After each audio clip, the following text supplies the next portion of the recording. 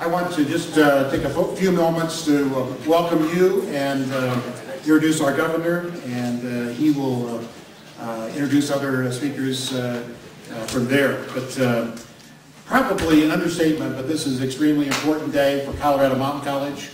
I want to thank those who have been involved spearheading the opportunity that we're going to be able to start as far as beginning to offer baccalaureate degrees at Colorado Mountain College.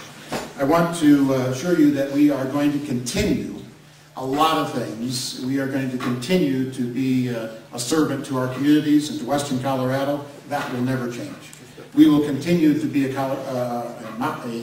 community college, and that will not change. We will continue to welcome students of every ability and every background, whether they're the valedictorian or not quite ready for college. We will continue to be an open access institution. Those things will not change. We are aimed at becoming more and more every year first choice in learning, first choice in partnerships in our communities, and first choice in leadership. And we have certainly many leaders here today to thank. I want to also let you know that Colorado Mountain College is aimed at being the best value as far as colleges, and of course I'm prejudiced, but we certainly aimed at that in serving our communities with economic development, great and rich education and degrees and certificates. The new chapter, of course, that we are adding today is beginning to be able to offer baccalaureate degrees. We are extremely excited about that. Probably the data and the information we're gathering will lead us to begin in areas like business degrees and environmental science and teaching certificates and others beyond that. You can, of course, see that Colorado Mountain College, you may know, is a little over 40 years old. Can you imagine what Colorado Mountain College will be like 40 years from now? I'm an optimistic man. I hope to still be around.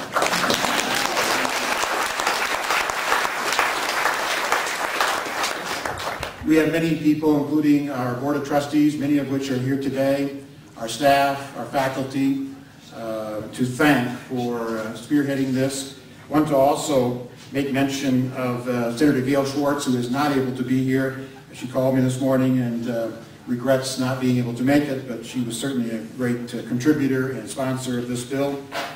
Also want to thank John Giardino, who is our legislative liaison and lobbyist. Certainly helped us spearhead this. You may not know, and I will leave it to another day to tell a longer story about this, but just real briefly, it was about a year ago that it began to form in my mind the idea to begin this effort. One of the first people I happened to talk to was Carl Sheffield. Carl, where are you?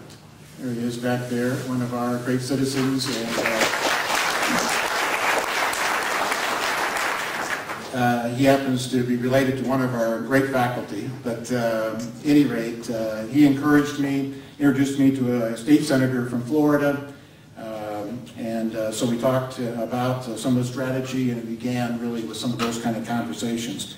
I will brag a little bit. It took Florida about 10 years to get this accomplished, and I was prepared for that kind of thing, but we're glad it didn't take 10 years. I would like to introduce to you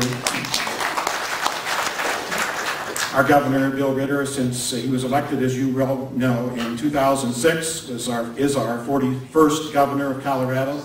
He is the first Colorado-born governor in more than 35 years. Governor Ritter was the 6th of 12 children raised on a farm in Arapahoe County. He received his bachelor's degree in political science from Colorado State University in 1978, his law degree from the University of Colorado in 1981. As governor, he is leading Colorado to bring many diverse peoples together to face some of the challenges and opportunities for Colorado. He has established Colorado as a national and international leader in renewable energy.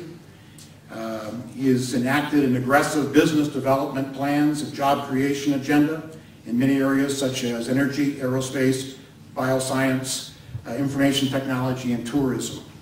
He has been innovative in sweeping changes in K-12 education reforms. He has improved accessibility to quality and affordable health care in our state, and he has worked to modernize our transportation system.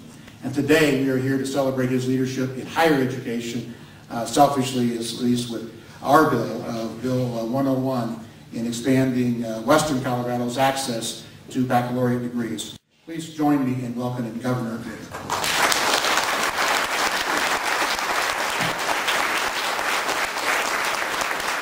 Thanks.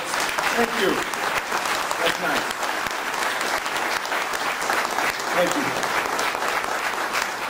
But, you know, this master plan is coming. And you asked the question, what do we do about CMC's request? And really, it took a while to really study the great work that CMC is doing on the Western Slope and understand the promise of allowing CMC, even prior to the master plan, to go forward with a plan for baccalaureate degrees at the different colleges. So I think that has a lot to do with the folks who run CMC, both the individual campuses, but as well as Dr. Jensen and his team. My wife Jeannie had the opportunity to be a commencement speaker in Leadville, Colorado, where there is a CMC campus. She talked to the graduating class there a couple weeks ago.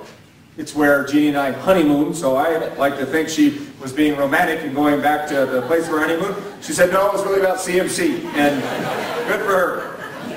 So I'm going to sign Senate Bill 101 today that actually opens these campuses to different higher education opportunities at all 7 campuses. It will allow CMC to offer 5 different 4-year baccalaureate degrees. It opens more doors for more Coloradans to new careers, helps businesses find the employees they need to succeed. It is a win-win for businesses and individuals, and certainly for the Western Slope. We know that higher education is one of the single best drivers of economic development. And my entire time as governor, and even before that, there are discussions about that, but I've been involved in a lot of conversations about businesses who are thinking about growing, businesses thinking about moving to the state, and again, they focus on our higher ed system, on the quality of that system, and really the ability for that system to educate the workforce in a 21st century way. Today, I think with the signing of Senate Bill 101, Colorado Mountain College enters that conversation in a different and a distinguished way. So thank you to President Jensen, and thank you to Senator Gibbs and Representative Scanlon.